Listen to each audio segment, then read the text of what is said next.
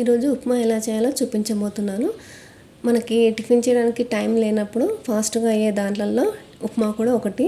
అది ఈజీగా ఫాస్ట్గా అవ్వడమే కాకుండా టేస్టీగా చేసుకుంటే ఇష్టంగా తింటాము. ఆ విధంగా ఇష్టంగా తినాలంటే నేను చెప్పే విధంగా చేయండి. టేస్ట్ అనేది చాలా బాగుంటుంది. ఇప్పుడు ఉప్మా ఎలా చేయాలో చేయడానికి ముందుగా 4 పచ్చిమిర్చి, ఒక టమాటా, హాఫ్ ఆనియన్, ఒక క్యారెట్, చిన్నగా సైజ్ క్యారెట్ అండి. క్యారెట్కి చెక్కు తీసేసి చిన్న చిన్న ముక్కలు కట్ చేసి పెట్టుకోవాలి వీటన్నింటిని. ఇప్పుడు స్టవ్ ఆన్ చేసి ఒక బౌల్ పెట్టుకోవాలి. అది వేడయ్యాక జస్ట్ 2 టీ స్పూన్ల ఆయిల్ వేసుకోవాలండి. ఆయిల్ వేడయ్యాక మనం తీసుకున్న రవ్వని మొత్తం వేసుకోవాలి. నేను ఈ గ్లాస్తో రవ్వ తీసుకున్నానండి. ఇది టీ గ్లాస్ కంటే పెద్ద సైజ్ గ్లాస్ అండి. ఈ గ్లాస్తో రవ్వను తీసుకున్నాను. సుజీ రవ్వను తీసుకోవాలి. ఇప్పుడు ఈ రవ్వ అంతా ఒక 2-3 నిమిషాలు దూరగా అయ్యే వరకు వేగనివ్వాలి. లో ఫ్లేమ్ మీద వేగనివ్వాలి. చూడండి, 2-3 నిమిషాల తర్వాత దూరగా వేగిపోయింది. ఈ విధంగా అయ్యాక ఈ రవ్వ మొత్తం ఒక ప్లేట్లో తీసుకొని పక్కన పెట్టుకుందాము. నెక్స్ట్ అదే బౌల్లో సాంబార్ స్పూన్తో 1 టింబావు ఆయిల్ వేసుకోవాలండి. ఆయిల్ వేడయ్యాక పోపు దినుసులు, హాఫ్ టీ స్పూన్ ఆవాలు,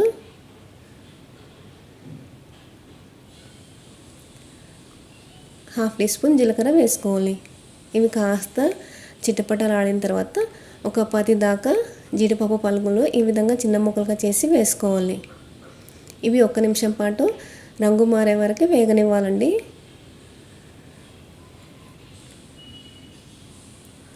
చూడండి, ఈ విధంగా రంగు మారాక మనం కట్ చేసి పెట్టుకున్న ఆనియన్స్,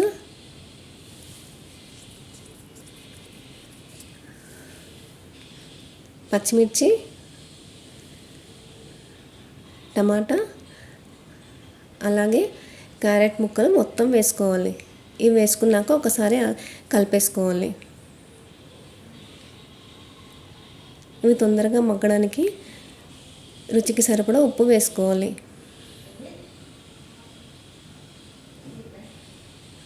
అదేవిధంగా హాఫ్ టీ స్పూన్ అల్లం వెల్లుల్లి పేస్ట్ వేసుకొని ఒక 3 నిమిషాలు లో ఫ్లేమ్లో ఇవి కూరగాయలన్నీ మగ్గే వరకు ఉడికించుకోవాలి. చూడండి, 2-3 నిమిషాల తర్వాత అన్నీ వేగిపోయాయి. ఇప్పుడు మనం ఏ గ్లాస్తో అయితే రవ్వ తీసుకుందామో ఆ గ్లాస్తో 1 గ్లాస్ రవ్వ 3.5 గ్లాసుల నీళ్ళు తీసుకోవాలండి. 1 గ్లాస్ రవ్వకి 3.5 గ్లాసులు నీళ్ళు తీసుకోవాలి. ఈ విధంగా నీళ్ళు ఎక్కువగా తీసుకోవడం వల్ల రవ్వ ఉప్మా అనేది మొత్తం అయిపోయాక టేస్టీగా ఉంటుంది. అదేవిధంగా చల్లారక కూడా పల్చగా ఉంటుందండి, అస్సలు గట్టిపడదు. ఈ విధంగా నీళ్లు పోసుకున్న తర్వాత ఒక 5 నిమిషాలు హై ఫ్లేమ్ మీద మరగనివ్వాలి. ఈ విధంగా మరుగుతున్నప్పుడు కొత్తిమీర, కరివేపాకు వేసుకొని ఒక్కసారి కలిపేసుకోవాలి.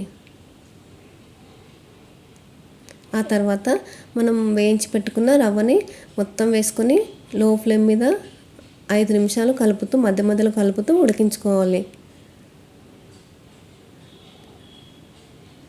చూడండి, 5 నిమిషాల తర్వాత మొత్తం ఉడికిపోయింది. పల్చగా కూడా అనిపిస్తుంది. ఇదే విధంగా చల్లారక కూడా ఇదే విధంగా ఉంటుందండి. ఇప్పుడు ఉప్మా అనేది రెడీ అయిపోయింది. ఇప్పుడు స్టవ్ ఆఫ్ చేసి సర్వ్ చేసుకోవడమే. అంతేనండి, ఈజీగా చేసుకునే ఉప్మా రెడీ అయిపోయింది. ఇప్పుడు నేను చెప్పిన విధంగా చేసుకున్నట్లయితే ఒక ప్లేట్ ఉప్మాకి ఇంకో ప్లేట్ కూడా పెట్టించుకొని మరీ తింటారు, అంత టేస్టీగా ఉంటుంది. మీరు కూడా ఇదే విధంగా ఒకసారి ట్రై చేసి చూడండి, టేస్ట్ చాలా బాగుంటుంది.